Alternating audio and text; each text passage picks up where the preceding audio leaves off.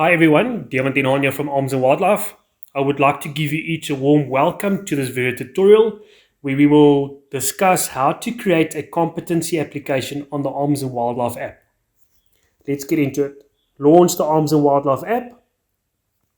By now you should know that this is called the dashboard, otherwise known as the home screen. Under Firearm License Management category, we're going to enter the Firearms feature. When you land on the Firearms feature, you'll notice at the bottom we've got the main tab, My Firearms, and the sub tabs on top, Firearms, Applications, Licenses. We're going to go to Applications. You can either select it by selecting on the Applications sub tab on the top or by scrolling your screen left. On the top right hand corner, we've got the Home button that will take you back to the dashboard or home screen. The second icon you see there is the Contact Us icon with our contact details. Then the next icon you see is our Legends icon.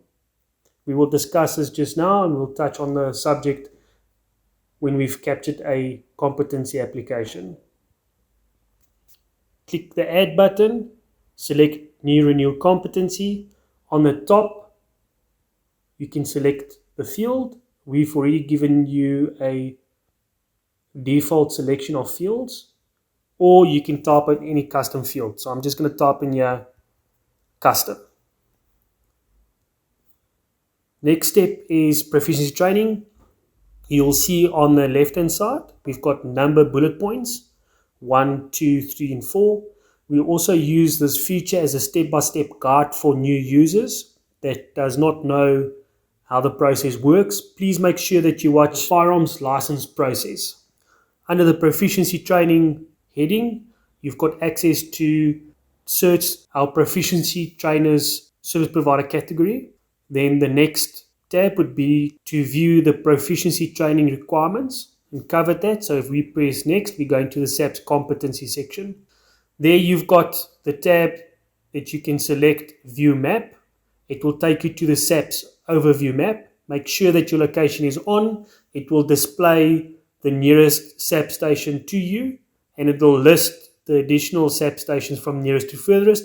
This is a fantastic feature in the event that you are traveling or you're in an area you're not familiar with and you need to get to your closest SAP station. You can just launch the app, make sure your location is on, go to SAPs and go to the map overview that's in the top right hand corner, and it will list the SAP stations from nearest to furthest. The next tab is View for Competency Application Requirements. We've also covered this in our previous video. So let's get into the SAP's competency application process. The first step you need to take is to capture your RSA ID number. Please note, this ID number is saved on your local device. We don't have access to it. We take our users' privacy and security very seriously. After you've entered your RSA ID number, the next field is the SAP's reference number. This number gets SMS to you the moment that your application receives attention at your DFO. This number will start with the letter C and followed by a sequence of numbers. There is no other SAP's reference number you can use to retrieve the information from the SAP server. If you did not receive the SMS, please call or visit your nearest DFO to obtain your SAP's reference number for your application. The next field is submission date. When you select the submission date, that's the date you physically handed your application in at your DFO and you've got a payment remittance. Very important. You will then select the field and select the date.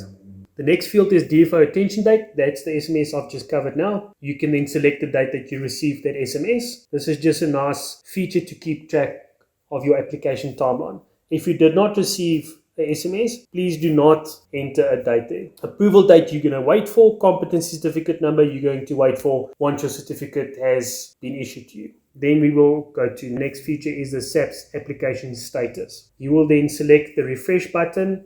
It's that circle arrow that's in yellow. The moment that you select it, it will then go to the SAP server and it will retrieve your application status. You can then press save and back. And there's your competency application card generated on the Arms and Wildlife app. On this card, top left hand corner, is what you called your application. I used custom. You can see in the center there, it says competency. On this screen, you will have two types of cards. It will either be a competency or a license. It doesn't matter if it's a new or renewal, it generates the same card. you'll see that your SAP's reference number will be displayed in that field underneath SAP's reference number. Certificate number is when you've obviously entered your certificate number. That's not compulsory, it's an optional field. Submission dates in there. Then we've got duration and days. We've provided both types. Calendar days on the left and working days on the right. At the bottom you see SAP's status. It will display your latest stage or the latest phase that your application is in the process with. Should you have any queries or require further information or need assistance, please don't hesitate to contact us. Our contact details will be displayed on your screen currently now. We will also ensure that we add our contact details in the description. Thank you very much for your available time. I wish you all well. Have a great day. Goodbye.